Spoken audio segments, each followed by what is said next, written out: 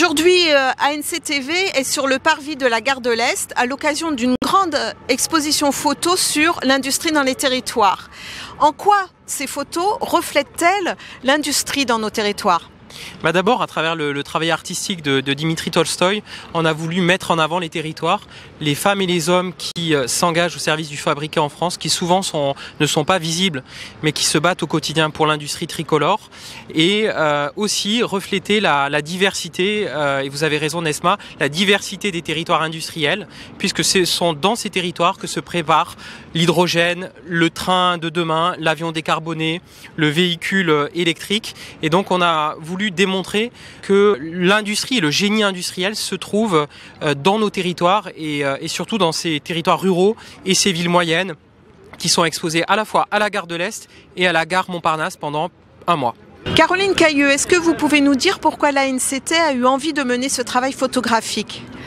L'ANCT, comme son nom l'indique, Agence nationale de cohésion des territoires, a voulu mettre en valeur une de ses compétences, le soutien aux industries, au monde industriel. Nous avons des dispositifs pour aider nos territoires dans la reconquête industrielle, dans la relocalisation industrielle.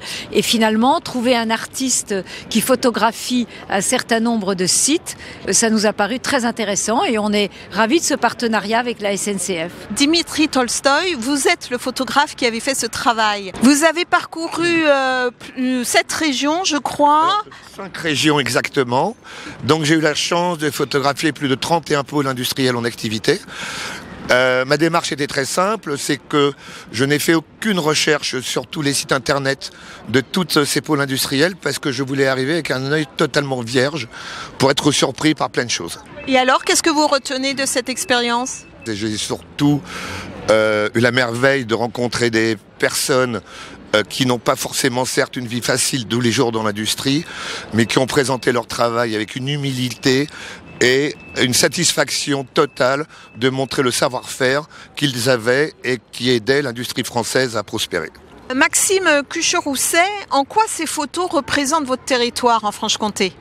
Alors, on a une belle diversité des filières. Donc, on a à la fois la filière ferroviaire, on a les filières métallurgiques et de chaudronnerie. On a également la filière automobile qui est représentée à travers ici là un établissement d'enseignement supérieur, aussi la métallurgie, et on a la filière de l'énergie avec le gaz et l'hydrogène et le nucléaire. Ce qu'on souhaite à travers cette exposition, c'est aussi sensibiliser les jeunes et les moins jeunes au métier de l'industrie et à l'intérêt que ça peut avoir de réfléchir et de s'engager sur des filières industrielles.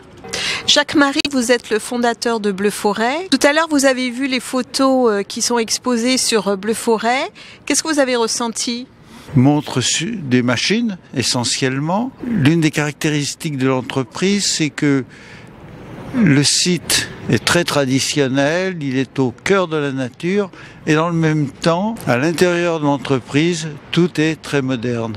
Tout est très moderne et c'est une volonté bien entendu et c'est une nécessité pour survivre dans l'industrie textile depuis 25 ans. Très bien, je vous remercie. Merci.